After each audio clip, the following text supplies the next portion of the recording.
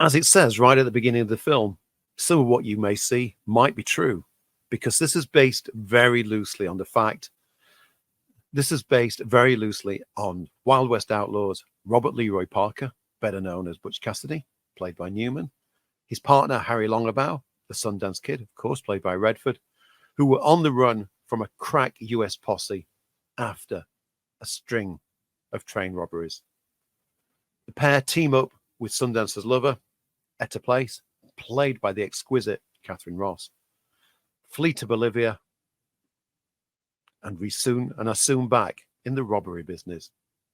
Okay, this is not an historical fact of a movie. As it says, the film says so right at the beginning. What it is a great buddy movie, written by William Goldman, his first sold screenplay, the master of the screenplay. This is affable, clever, witty, funny. It's a film that makes me fall in love with the film while I'm watching it, right up to the very end, when I cry and fall in love all over again. I don't know why this is one of my favorite films. Was it the fact that I saw it as a kid with my dad and he loved it? Was it the relationship between the two outlaws? Everybody wants to have that kind of buddy, that kind of best friend. Is it the humor? Is it the dazzling dialogue? Is that every scene ends with just a cracking joke? Is it the fact that these characters are just so damn charming that you cannot take your eyes off them? This was Newman at the top of his game. This was Redford at the beginning of his.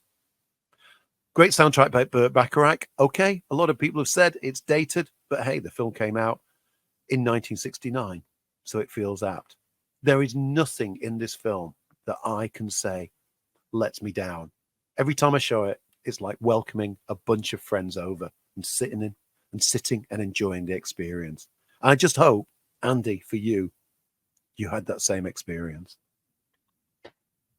Yeah, I mean, I've not seen this as much. I mean, I didn't latch on to Butch Cassidy, the Sundance Kid, until quite late.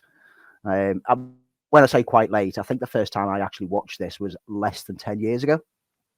So obviously I was only 10. No, I must have been about 40 when I first saw it. And there's always that risk when you go back to watch a film that was made so long ago that if you weren't there at the time, you don't quite connect with it. But I remember the first time I watched it, I was like, you know what, this has got some charm to it. And then I've watched it about 2 or 3 times since. And each time I watch it, it grows even better on me. And this time watching it, I loved it. I mean, right from the opening shot, the opening section with the monochrome sepia palette, basically both the characters get introduced in a very monochrome palette that feels authentic to the time period that it's set in, of like, you know, drawn upon like those old monochrome postcard photos that you always see, which are scattered throughout this film as well and used as part of the visual stylings of it. And it's only once you have kind of got under the skin of the characters that it goes out to the sweeping vista and suddenly goes to the full color palette. And I love that. Love. I've said earlier in the show in the news, like, I'm a huge fan of Westerns, and that is the perfect way to introduce a Western to me. Like with some of my favorite Westerns, Goldman's script here, you've already said, like, it's kind of based on a true story, but the best Westerns take the true story and then mythologize around it. We've seen it with, you know, over the 90s when we got the Young Guns films, which were not, you know, they were drawn from actual events, but they were not to be taken literally, because a good Western should draw upon that myth and build on that myth. And that's what this film does so good. Goldman's storytelling in the script is perfect for just making this a Western buddy movie, as you've described it. And everything that they get involved with, even though they are criminals, you root for them because they're kind of like gentlemanly criminals, which is demonstrated with the multiple raids on the railroad transportation of, you know, money and gold, with their banter with the character of Woodcock, who is brilliantly played by George Firth, refusing to open the doors, knowing that all that they're going to do is strap dynamite on it, and he risks injuring himself again. And the banter between them as they're trying to convince him, it's like, come on, you just let us in, Woodcock. And it's that charming nature that makes you root for people who were bad guys, basically. And you don't see them as bad guys. You see the people wanting to hunt down these criminals as the bad guys. When we started recording this, I couldn't find my notes. And I said to Andy, sort of semi-jokingly, for this film, I don't need my notes. That opening sequence that Andy described, the monochrome, we spend a long time focused on Robert Redford because Newman was a big star. Everybody knew who Newman was. Redford was just an up-and-coming movie star at this time. Hadn't had the equal billing that he would get opposite someone like Paul Newman. So the camera stays on Redford for an inordinate amount of time. So we get used to that face and we get to know who he is, and he becomes a partner in the film. He becomes not just a co-star. It's a double star headliner. As I said, I love this film, and I think for all the jokes, for all the charisma of the two stars, it has something to say, and I think that's what makes it an eternal story. It's about running out of time, and these characters are genuinely doing that. They run away from one situation to the next, with the law and modern society catching them up. There is no way for these characters to go, and there's a poignancy right from the very first frame of this movie, right to the end, to the classic freeze frame of these characters just run out of time, and that's what gives it a sensibility. That's what gives it weight. It could be just a light, frothy buddy movie and would work very well just as that. But the reason this film has lasted, the reason that it's still considered a classic, is because there's so much more going on than just these characters on the lam and having some laughs. This is about the end of an era and the start of a new one, and these characters can't fit into that anymore. Yeah. Apparently the film was a lot funnier on its initial previews, which irritated director George Roy Hill, because test audiences on the first previews were laughing, extended laughter, at points which he thought were part of the tragedy of his film. And so he then took the film off and cut out some of the bigger laughs in order to get the tone better balanced. And I think it perfected it, because yes, there's still moments that you're chuckling with. Yes, there's still light-hearted stuff, but it never overpowers the impact of like the more dramatic tension and the more serious moments of the film. There's a great chemistry between all the cast involved in this. You know, the Newman and Redford chemistry is a perfect buddy friendship. And you can't really imagine any of the other casting choices that they had for Redford's role, because Steve McQueen was apparently touted at one point. Yeah. There was Jack Lemmon was offered the role initially. But you genuinely feel that Redford and Newman are best friends, and you get that banter between them. I know that apparently is it Newman likes to improvise a lot, and that initially irked Redford, but they kind of bonded over this improvisational nature that they've developed. With regards to supporting cast, Catherine Ross, you've already said she's marvellous. And she is, even though she was banned from set after day one, unless she was shooting. She upset George Roy Hill because on day one, when she was visiting set to see how it all kicks off, and she was dating the cinematographer. That's right. Conrad Hall. But they had cameras set up, and one of the camera rigs didn't have someone to man it. And because she was dating the cinematographer, she learned some aspects of using it. So he got her to work on it. And George Roy Hill didn't say anything until the end of day, and then told her that she's no longer allowed on set unless she's got a scene because of what she's done. He didn't take any action against the cinematographer, Conrad Hall, just took it against Catherine Ross. And it created a bit of tension between them. But you don't feel that on screen, because when she's on screen with, these two great stars, she seems relaxed. There's one on the bicycle ride scene. She's even more relaxed because that was one day that George Roy Hill wasn't on set himself. It was a second unit who were making that one. And so that's why you can see the genuine that they were having fun. Which on the bicycle scene, Paul Newman did pretty much all of his own work on that one, all of his stunts on the bicycle scene, because the stuntman apparently couldn't stay on the bike.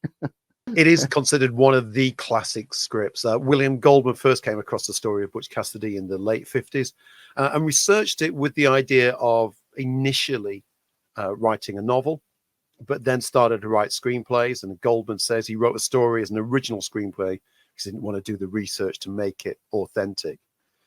He shopped it around. Initially, his initial feedback was John Wayne never runs away. Changed a couple of lines, and then every studio wanted it. And the film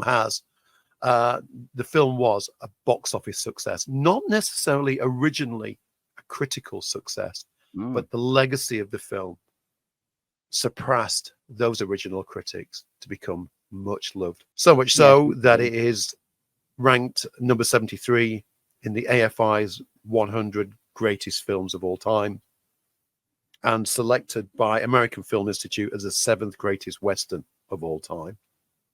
Writers Guild of America also has the screenplay at number 11 on its 101 greatest screenplays ever written. And with the BAFTAs, it still holds the record for the most BAFTA awards won. It won for Best Picture, Actor for Robert Redford, Actress for Catherine Ross, Direction by George Roy Hill, Screenplay, Cinematography, Film Editing, Sound, and Score. It basically won every award that it was submitted to. As its 10th nomination was the dual nomination for actor. So only one of the actors managed to get the award on that one. But I think they both deserved it, let's be honest. Due to the fantastic and yet still shocking ending, which makes you wonder, could they get away with that today? There was never a sequel. Yes, there was a prequel. In fact, it invented the term prequels. Butch and Sundance, the early years, starring Tom Berenger as Butch and William Catt as the Kid, directed by Richard Lester. William Goldman was involved and threw some ideas in, but the script is by Alan Burns. And you know what? It's not bad. It's unnecessary, but it's not bad, with Berenger and Catt really showing they had the charm. It just wasn't the charm of Redford and Newman, who went on to work together again with George Roy Hill in The Sting, and always planned to work together one more time, even right up to Newman's death. I've never seen Butch and Sundance the early days. My only knowledge of that film came from the reference in Bill and Ted, and that's one thing that this film, Butch Cassidy and the Sundance Kid, has had a resonance through. Other media has quoted, represented it, like it's been inspired by it in such a way over the decades that even if you've never seen Butch Cassidy and the Sundance Kid, you are more than aware of it. Even TV shows, there was the Alias Smith and Jones series, which was hugely inspired. And I remember watching the TV series growing up. And even though I'd never watched Butch and Sundance, I loved Alias Smith and Jones. I think that was my start, actually. I think I started with Alias Smith and Jones. Well, I would have, I think I would have watched the TV before I'd have watched the movie. So yeah, there was a very low budget made for television sequel about Catherine Ross's character, and a low budget made for TV Butch and Sundance, The True Story, or something like that. Then it was announced in September of 2022. Amazon Studios were adapting the film to star Reggie Jean Page and Glenn Powell, with Joe and Anthony Russo as executive producers, but that seems to have gone very quiet. Is there space for a TV adaptation in a modern era? I think there is, because even though I thoroughly enjoy this film and every time I watch it, I get more from it. Like you say, the music in particular kind of dates it a bit. It's great music, it's great soundtrack, but it does date the film. I think there's room to readapt the story of Butch and Sundance, but I hope they don't make it a direct, straight adaptation. I hope that they can do something a bit more unique and fresh with it, because that's one thing that stood out in the plethora of Westerns of that era. This film stood out by not feeling completely like a Western. It was fun. It was a friendship. It was a buddy road movie done on horseback. It had Western elements in there, but what other Western will have a whole sequence to raindrops keep falling on my head while they're mucking about on a bicycle? That's something that you never see in any other westerns of the time. Young Guns tried to emulate it with some of its fun vibrancy, but I don't think anything has ever matched it. It will stay up there as one of my all-time favorite films. It's a film I will go back and revisit, and it's a film that will always charm me. Great chemistry, great dialogue, a great movie.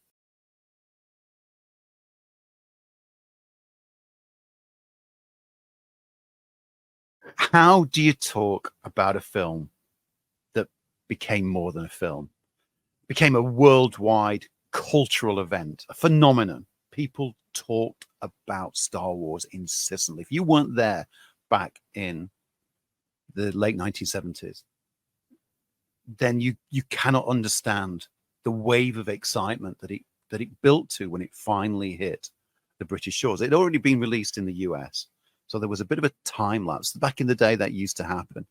There was a bit of a gap before the film was released in the UK. But in the meantime, you were getting articles in newspapers. I remember the first time I read about Star Wars, and it was a center spread in a Sunday newspaper with a few images which showed Luke and C-3PO and R2-D2, and talked about this phenomena that happened during the summer in American cinema.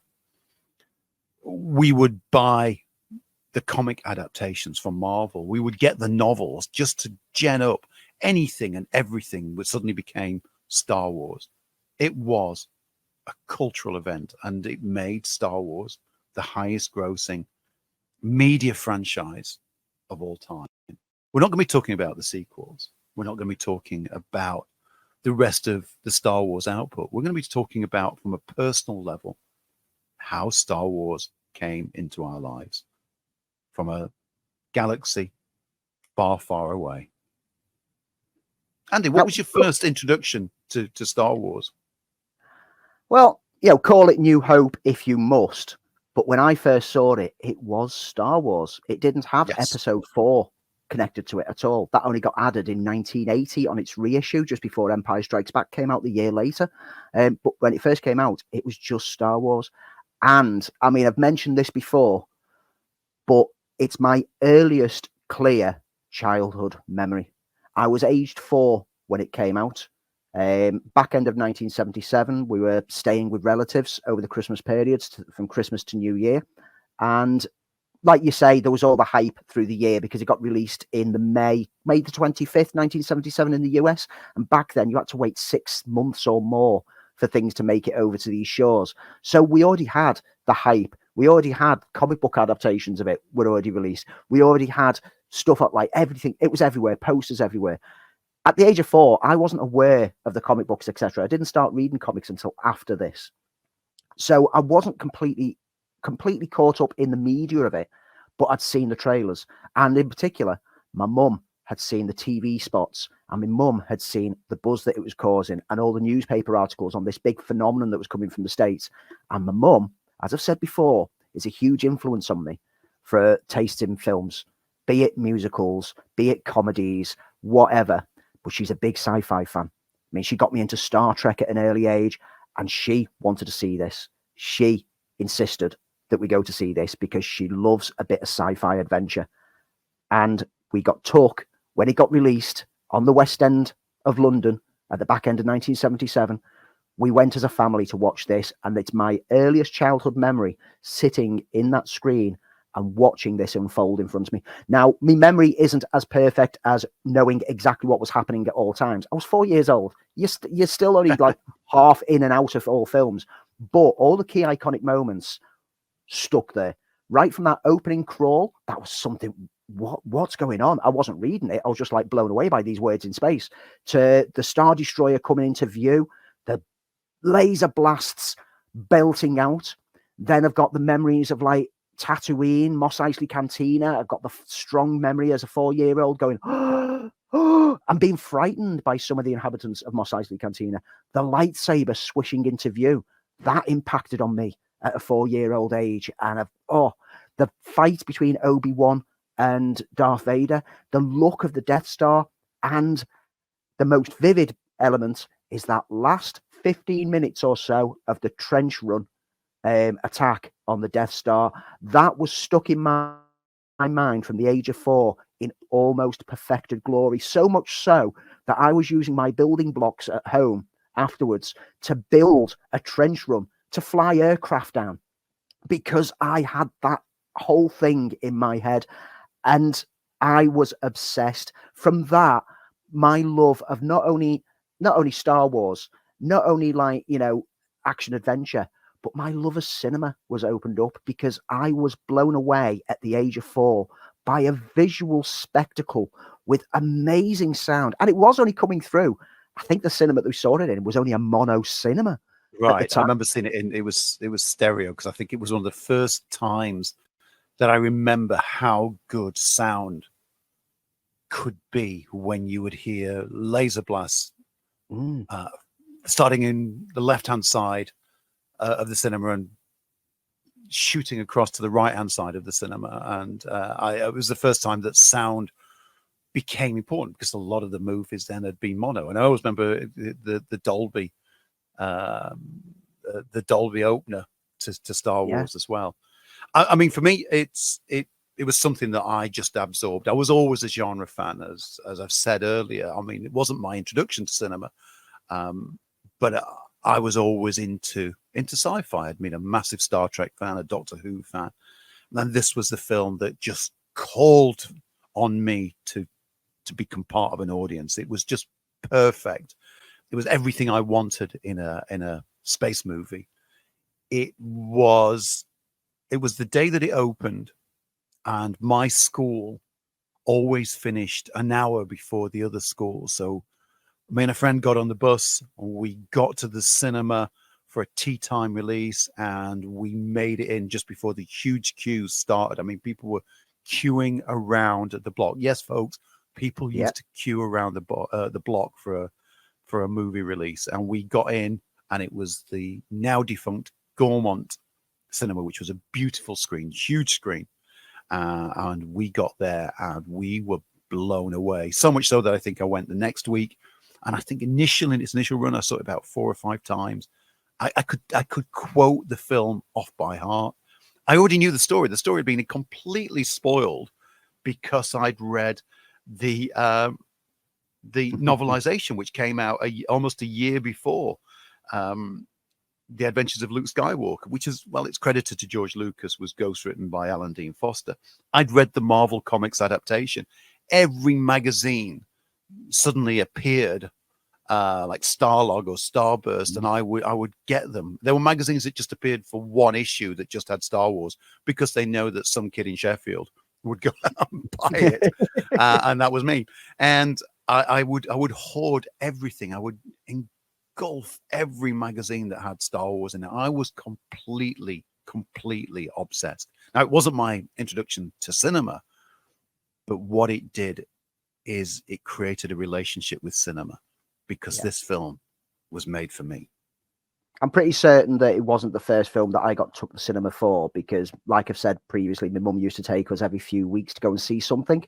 And we've said that Disney films tended to be shown quite frequently, so I probably saw some of the old Disney classics on the big screen before them. But this is the first one that stayed with me. This is the first memory that I've got. This is the first coherent film memory, and the one that made me the geek that I am today, because it not only like sparked that interest in sci-fi, but it sparked my love of cinema at such an early age that I wanted more. I wanted to see everything on the big screen. This is why I'm still I still fiercely push that most films deserve to be seen in a cinema environment, because anything that I watched on TV at a young age might have had some impact, but nothing had the impact the same way that Star Wars did on the big screen. And I feel that if I had only watched this when it got the home release on VHS, it wouldn't have hit me in the same way and wouldn't have sparked that love. I think the cinema is so important for getting that across. The sound, I mean, you've said that like you heard it in stereo. I'm not sure. It might have been in stereo. It might have been mono, but not a lot of cinemas had converted over to stereo systems at that point in time. But everything about the sound is perfect, from the sound of the special effects that was so creative and come up with from like the effects team from ILM, which was created purely for this film. You know, Lucas wanted, didn't he want Douglas Trumbull to Yes, work he on the did. effects? But he was tied up with working with Spielberg on Close Encounters, and so he recommended his assistant.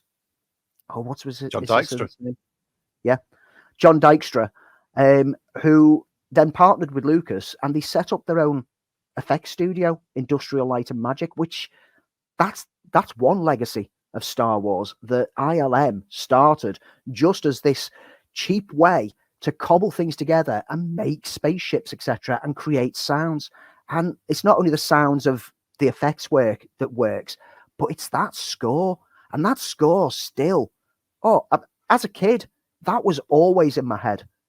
Whenever Yeah. you picked up a stick in the woods and you and your mate started doing sword fighting, it gone from being like, I am a knight in armor. It had turned into you going, zoom, zoom, zoom. You would make lightsaber noises instead of clashes of swords because it impacted on your childish imagination, and you'd be humming the Star Wars theme as you're doing it because it just was.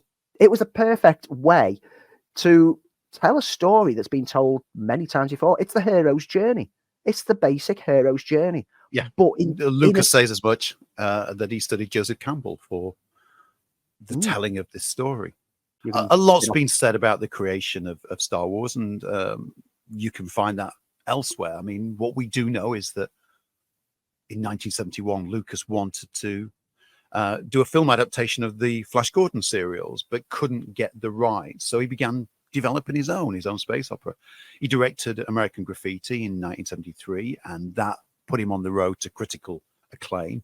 He wrote a 2-page synopsis, and that went through many changes. You can read some of the earlier versions as a comic adaptation before it became Star Wars, and a lot of it got refined into the film that we finally got. At that point, there was no talk of ever being sequels or a trilogy or a further trilogy. All it was to create this vision that George Lucas had, to recreate the idea of a Saturday morning serial that had cliffhangers in it, but it became so much more. The film was only expected to have a limited financial success. In fact, the big money was on a movie starring George Peppard and Jan Michael Vincent called Damnation Alley, that was expected to be the big summer sci-fi film. The movie was shot in the UK because that would help save on cost, and was basically cobbled together.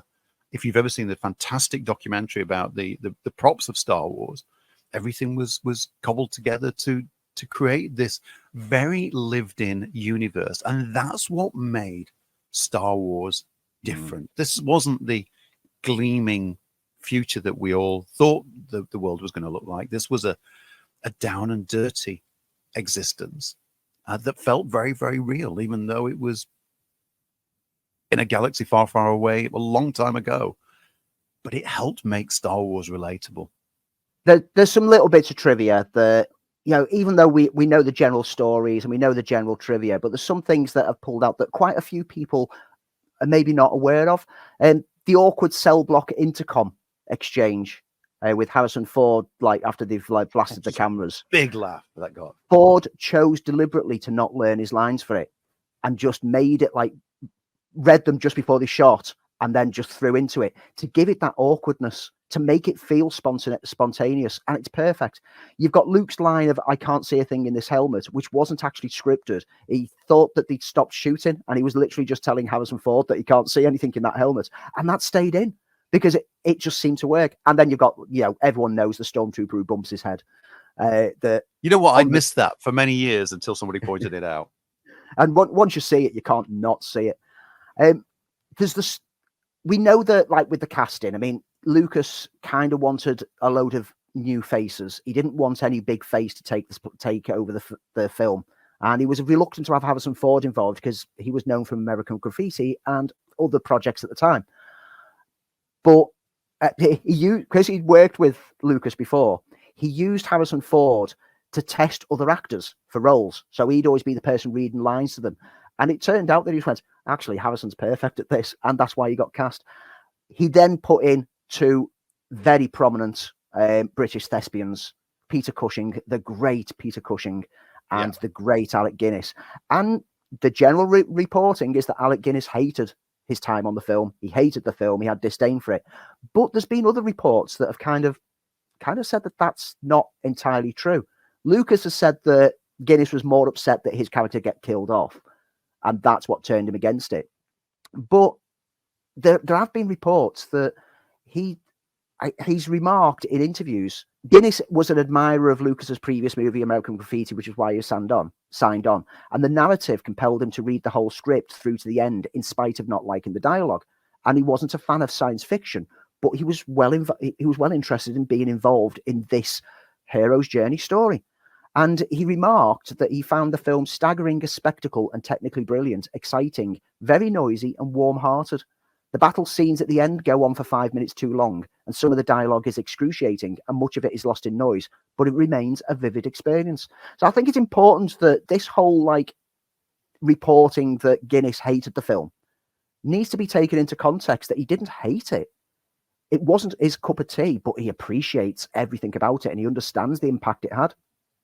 In an alternate universe, we could have had William Catt playing Luke, who was initially cast but jumped ship to Brian De Palma's Carrie. Kurt Russell auditioned for the role, and also auditioned for the role of Han Solo, and that was also Sylvester Stallone, Christopher Walken, James Caan, Chevy Chase, Perry King, who went on to play Han Solo in the radio play. For Princess Leia, Amy Irving, Terry Nunn, Cindy Williams, Karen Allen, and Jodie Foster, who turned down the role because she was under contract with Disney. Christopher Lee was originally offered the role, but declined, and that role of Grand Moff Tarkin went to Peter Cushing. The great Toshiro Mifune, a Japanese actor known for samurai films, was thought of for the role of Obi-Wan Kenobi. Was it always planned to be a franchise? I think that there'll always be debate on this. And Lucas himself has kind of muddied the waters, because he originally, after the first film was a success, it suddenly got slapped with the episode 4, and he said there was always an idea for 3 films before it. Was that? We don't know, because he'd initially said that this was the first part of a trilogy. But then it became, there's 9 films, then it shrunk back down to 6 films. He's always muddied it. And in recent years, in 2010, he sent Damon Lindelof and Carlton Cuse, the executive producers of Lost, a letter congratulating them on the show's end. And he might have been joking, but in his words, he said, "Don't tell anyone, but when Star Wars first came out, I didn't know where it was going either. The trick is to pretend you've planned the whole thing out in advance, throw in some father issues and references to other stories. Let's call them homages, and you've got a series." And I love the fact that we will never know for definite whether Lucas did have the idea right from the start for prequels, etc. But you can't deny that as a standalone film on its own, Star Wars 1977, which will always just be Star Wars for me, is just a marvelous film. Absolutely marvelous. It doesn't need the sequels. We will talk about them in a future deep dive, no doubt. But as a film on its own, it was an impact. It was such an impact. It was the first film ever to make over 300 million at the US box office and 500 million worldwide, which is equivalent to 2.5 billion today. So as well as launching the careers of many of the actors, Ford, Hamill, this film changed cinema. It changed popular culture. There were so many inspired TV shows and movies. I'm thinking of you, Battlestar Galactica, Battle Beyond the Stars, and they were the good ones, let alone the ones that suddenly turned up, like Star Crash, for instance. Yes. But it was an amazing time to be caught up in this whirlwind of one film that just changed everything. It's up there with Citizen Kane. It's up there with The Jazz Singer as those elements in cinema where whatever came before, this was one of those moments where everything after that changed. It influenced filmmakers. It influenced the way that cinema is marketed, the way that we now have sequels. Now we have big summer blockbusters. Lucas and Spielberg are responsible for changing the ways that films are marketed and the release of cinema. It was a purely, it felt naive and innocent back then. Who was to know that the longing impact that cinema has had because of this one little film from George Lucas?